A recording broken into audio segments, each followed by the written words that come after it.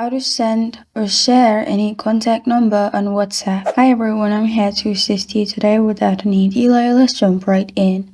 First, open WhatsApp on your device.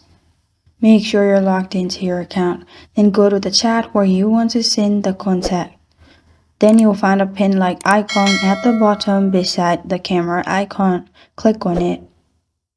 Here you'll find contact. Click on contact. Then select the contact you want to share. After the contact is selected, you'll find it at the top. Then click on the arrow at the bottom right corner of your screen.